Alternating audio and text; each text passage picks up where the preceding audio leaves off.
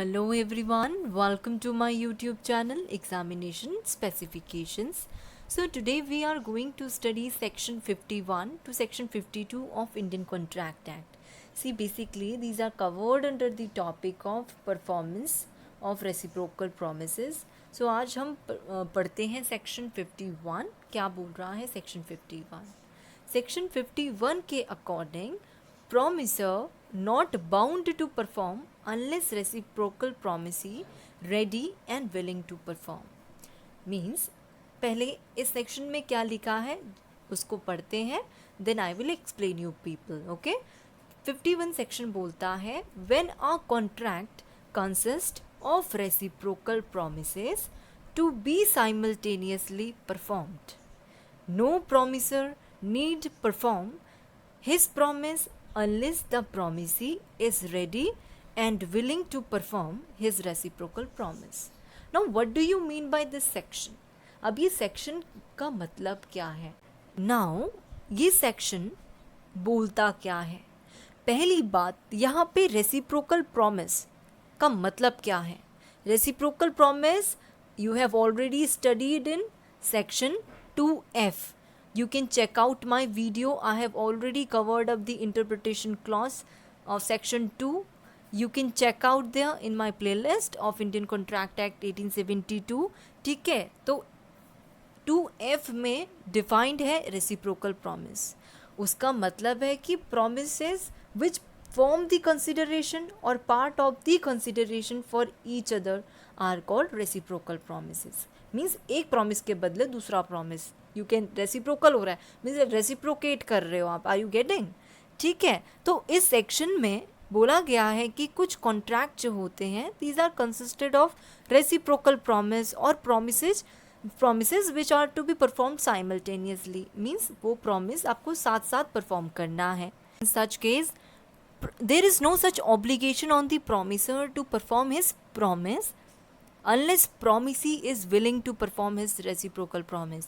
Means जब एक reciprocal promise हो, ठीक है, तो promisor और promisee कॉन्ट्रैक्ट में अपना मतलब दोनों साथ साथ परफॉर्मेंस करेंगे.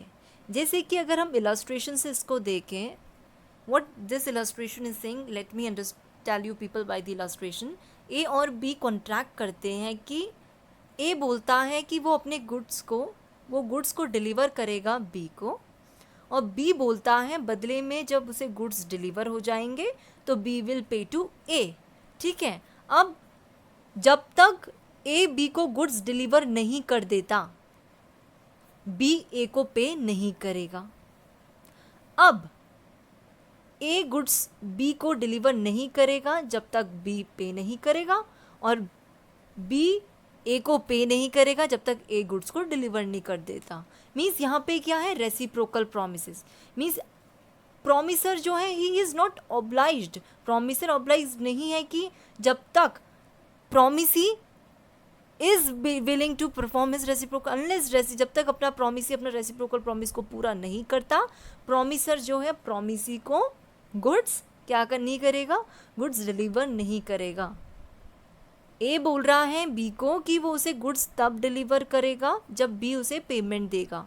रेसिप्रोकल मतलब गुड्स तब डिलीवर होंगे जब बी पेमेंट करेगा. Are you getting? ठीक है, सो रेसिप्रोकल प्रॉमिस में प्रॉमिसर एंड प्रॉमिसी अपना अपना प्रॉमिस एक साथ परफॉर्म करेंगे. राइट, सो इसका मतलब ये था. एक और illustration we can see now. ये सेकेंड इलस्ट्रेशन क्या बोल रहा है? सेकेंड इलस्ट्रेशन के according A and B contract that A shall deliver goods to B at a price to be paid by installments. The first installment to be paid on delivery. A need not deliver unless B is ready and willing to pay the first installment on the delivery. B need not pay the first installment unless A is ready and willing to deliver the goods on payment by the first installment. Simple. A और B contract करते हैं. A B को goods deliver करेगा और B उसे installments में money पे करेगा उन गुड्स की, जो वो गुड्स डिलीवर करेगा कौन? A. ठीक है, अब A गुड्स B को तब तक डिलीवर नहीं करेगा जब तक B अब उसको अपनी पहली पेमेंट नहीं दे देता ए को डिलीवरी करते वक्त, एंड बी नीड नॉट पे द फर्स्ट इंस्टॉलमेंट, और जब तक बी अपनी पहली इंस्टॉलमेंट्स नहीं देगा ए तब तक बी को गुड्स को डिलीवर नहीं करेगा। सिंपल सी बात है कि रेसिप्रोकल प्रॉमिस में प्रॉमिसर और प्रॉमिसी अपना अपना प्रॉमिस जो है साथ साथ परफॉर्म करेंगे। ए ने बोला बी को वो गुड्स तब देगा जब वो उसे पहली इंस्टॉलमेंट देगा, और बी जब तक ए को पहली इंस्टॉलमेंट नहीं देता तो ए जो है बी को गुड्स डिलीवर नहीं करेगा। मीन्स यू अगर ए अपना प्रॉमिस पूरा करेगा तो साथ में बी को भी अपना प्रॉमिस को पूरा करना है। Both have to reciprocate each others promise. Are you getting? So simple सा इसका मतलब यही था। और example if we can take, जैसे कि आप शॉप पे जाते हैं, राइट इसका एग्जाम्पल और देखो इस सेक्शन 51 का। जैसे कि आप शॉप में जाते हैं, शॉपकीपर आपको कोई प्रोडक्ट देता है और उसके एक्सचेंज में आप शॉपकीपर को मनी देते हैं। So this is an example of reciprocal promise where you promise to pay the value of the product, ठीक है, and the shopkeeper promises to give you the goods on receipt of the payment. Shopkeeper आपको goods तब देगा जब आप उस goods की क्या कर दोगे, पेमेंट कर दोगे, ठीक है। सो जो कंसिडरेशन है definitely it must have some value in the eye of the law. So this is an example of reciprocal promise where you promise to pay the value of the product, ठीक है। So this was all about section 51. Now we will look after section 52 of the Indian contract act. What this is saying? Order of performance of reciprocal promise is where the order in which reciprocal promises are to be performed is expressly fixed by the contract, they shall be performed in that order, and where the order is not expressly fixed by the contract. See, now section 52 क्या बोल रहा है? section 52 के according जब भी दो parties contract में enter करती हैं और रेसिप्रोकल प्रोमिसेस की जहाँ पे बात हो रही है दे हैव टू परफॉर्म करके, सो उस टाइम पे दो पार्टीज जो हैं they must follow an order कि उन्हें प्रॉमिस कैसे अपना पूरा करना है, राइट। अगर वहाँ पे कोई ऑर्डर मेंशन नहीं है तो उस टाइम पे they have to follow the nature of the transaction. जिस तरीके से उस काम को करना चाहिए था उस अकॉर्डिंगली वो अपना प्रॉमिस को पूरा करेंगी, ओके। और जो यहाँ पे अदरवाइज एक्सप्रेसली फिक्स्ड उन्हें करना पड़ेगा कि इसको ऐसे करना है, इस प्रॉमिस को पूरा ऐसे, they have to frame up an order, ठीक है, उन्हें एक ऑर्डर फ्रेम करके करना पड़ेगा। Now let us understand this with an illustration. This illustration what is saying? Illustration कह रहा है कि A and B contract that A shall build a house for B at a fixed price. A is promise to build the house must be performed before B is promised to pay for it. इस illustration के according A and B contract करते हैं। A जो है B के लिए एक fixed price पे घर बनाएगा। Now A जो है B को घर बनाने का प्रॉमिस करता है और B बोलता है कि वो A को घर बनने के बाद पे करेगा। Now इन दोनों के बीच में एक order of promise already declared है। दिस इज एन एक्सप्रेस्ड वे में दोनों के बीच में प्रॉमिस डिक्लेयर हो रखा है कि ए ने बोला कि वो घर बनाने के बाद बी से पैसे लेगा, मींस बी जो है ए को घर बनने के बाद पे करेगा।